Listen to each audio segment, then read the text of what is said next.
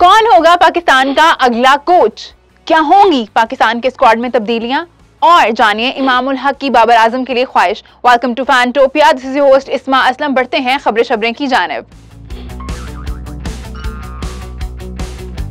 Chaos, madness and surprises. This week had a mix of everything in Pakistan cricket. सबसे पहले हुआ squad announce for the New Zealand and England series and the T20 world cup और fans को मिले ढेर सारे surprises. जहां आसिफ अली और खुशदिल शाह पर किस्मत रही काफी मेहरबान, तो वहीं दूसरी तरफ शर्जील, फखर और फहीम अशरफ के साथ साथ बहुत सारे दूसरे star were not able to book a spot in the team. जब से स्क्वाड सामने आया है तब से मोहम्मद वसीम के सिलेक्शन क्राइटेरिया पर काफी तनकीद हो रही है, लेकिन याद रहे कि स्क्वाड में 10 अक्टूबर तक तब्दीली की जा सकती है। क्या आपके ख्याल में करंट स्क्वाड में तब्दीली की जरूरत है? हमें कमेंट्स में जरूर बताइए। अभी फैंस स्क्वाड समझ ही रहे थे कि खबर आई कि मिसबाउल हक और बकार यूनुस अपने ओहदों से मुस्ताफी हो गए हैं और उनकी जगह सकलैन मुश्ताक और अब्दुल रज़ाक ने टीम को ज्वाइन किया है as interim coaches for the series against New Zealand. Misbah ul Haq ने कोविड-19 रिलेटेड रिस्ट्रिक्शंस की वजह से रेजिग्नेशन दिया, जबकि बकार यूनुस का कहना था कि उन्होंने अपनी कोचिंग जर्नी को मिसबा के साथ स्टार्ट किया था और वो उन्हीं के साथ खत्म करना चाहते थे। जहां दुनिया भर में कोचेस वर्ल्ड कप जैसे बड़े टूर्नामेंट में अपनी टीम्स के साथ जुड़े रहते हैं, तो वहीं पाकिस्तान में बिल्कुल उल्टा ही हिसाब हो गया। यही कहना था शुएब अख्तर का, जिन्होंने मिसबा और वकार के इस डिसीजन को कॉवर्डली लेबल किया। साथ साथ उनका ये भी कहना था कि शायद मिसबा और वकार ने रिजाइन किया नहीं बल्कि उनसे रेजिग्नेशन लिया गया है। मुझे लगता है कि रिजाइन लिया गया है, दिया नहीं गया। तो मैं फाइट करता हूँ, मैं कहता कि जी मुझसे अगर आपने रिजाइन लेना तो मुझसे ask me for it and I will give the resign. Because इस टाइम पे वर्ल्ड कप के बिल्कुल 20-25 दिन पहले रिजाइन करने की तुक बनती नहीं है। ये थोड़ा सा कावर्डली एक्ट हो जाता है, मेरे हिसाब से थोड़ा सा कावर्डली एक्ट हो जाता है कि इतने बड़े टूर्नामेंट से पहले आप रिजाइन करते हो। अगर आपसे रिजाइन किसी ने नहीं लिया तो फिर भी अगर आप रिजाइन दे रहे हो तो ये बड़ा कावर्डली एक्ट होता है। फैंस के साथ साथ बाबर आजम भी टीम सिलेक्शन से काफी नाखुश नजर आते हैं। खबरों में आया है कि बाबर आजम, आजम खान और सुहेब मकसूद की जगह फहीम और फखर को टीम में देखना चाहते थे, लेकिन पीसीबी ने अगले दिन एक स्टेटमेंट जारी की जिसमें उन्होंने इन तमाम खबरों को रद्द कर दिया। उनका मजीद कहना था कि बाबर आजम टीम की सिलेक्शन से मुतमईन हैं और सिलेक्टेड स्क्वाड ने soon to be chairman Ramiz Raja से एक पॉजिटिव मुलाकात की है। मिसबा और बकार के जाने के बाद अब सारा का सारा फोकस पाकिस्तान के मुस्तकबिल के कोचेस की खोज पर है। सुनने में आया है कि पीसीबी इंग्लैंड के साबिक प्लेयर पीटर मोर्स और पाकिस्तान के साबिक बॉलिंग कोच अजहर महमूद के साथ राब्ते में है to replace the Misbah Waqar duo. PCB का रुझान फौरन कोच लाने में है। मिसबाउल हक से पहले मिकी आर्थर की कोचिंग में पाकिस्तान क्रिकेट टीम ने चैंपियंस ट्रॉफी जीती और आईसीसी T20 रैंकिंग्स में भी टॉप पर रहे। आपके ख्याल में पाकिस्तान टीम के लिए नेक्स्ट कोच किसको होना चाहिए? हमें कमेंट्स में जरूर बताइए। With criticism coming in from all the corners on the team selected, sultan of swing Wasim Akram ने मौजूदा टीम को बैक किया है। उनका कहना है कि this is the best possible squad keeping in mind the next upcoming World Cups as well। Wasim Akram ने खास तौर पर आजम खान को सपोर्ट करते हुए कहा है कि उनके वजन को लेकर बिला वजह की तनकीद की जा रही है। नहीं, मगर अभी उसने देखिए प्रेजेंट फॉर्म देख लो, उसका बच्चा है ना, यंग है। हाँ। उसके वजन पे इतना मजाक अभी तक ट्विटर पे ट्रेंड हो रहा है, वो पिछले 4 दिनों से। माफी दे दो उसको भाई। इंडिया ने T20 वर्ल्ड कप के लिए अपने 15 रुकनी स्क्वाड का ऐलान कर दिया है और उनके स्क्वाड में भी सरप्राइजेस कुछ कम नहीं थे।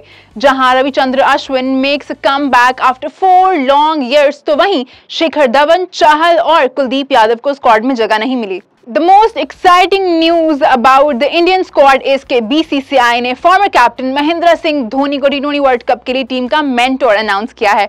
And now let's move towards social बाजियां। सीनियर डो मोहम्मद हफीज और शुएब मलिक अपनी स्किल्स का जादू दिखा रहे हैं CPL में। Have a look at the stunning catch by Shoaib Malik of the bowling of his teammate Mohammad Hafeez.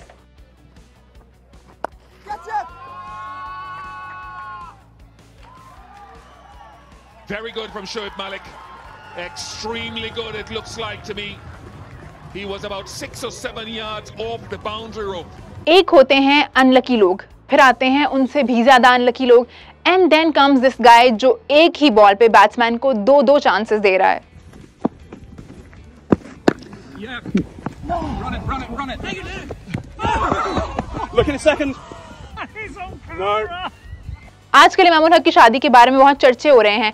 एक इंटरव्यू में इमामुल हक का कहना था कि हो सकता है कि वो अगले साल शादी कर लें, लेकिन वो चाहते हैं कि उनकी शादी से पहले बाबर आजम के सर पे सहरा सजे। 2021 में कोई अभी चांस नहीं, 2022 में हो सकता है कि जी 2022 में आप कह सकते हैं कि शायद जो है मेरी अम्मी तो काफ़ी पीछे पड़ी हुई हैं, लेकिन अगर 2022 में हो सकता है, लेकिन 2021 में तो बिल्कुल भी 2021 में नहीं है। तो इसका मतलब बाबर का हो जाएगा फिर आपसे पहले? हाँ हो सकता है, मैं तो काफ़ी पीछे पड़ा हूँ। मैं तो चाह रहा हूँ उसको, मैं प्रेशर कहता है तो पहले तू करो, पहले तुम करो फिर मैं करूँगा। सैफी भाई couldn't hold back और उन्होंने कमेंट्स में पूछ लिया कि 2022 में पक्का शादी कर रहे हो ना, जिसके जवाब में इमाम का कहना था अल्लाह करे सैफी भाई, अल्लाह करे।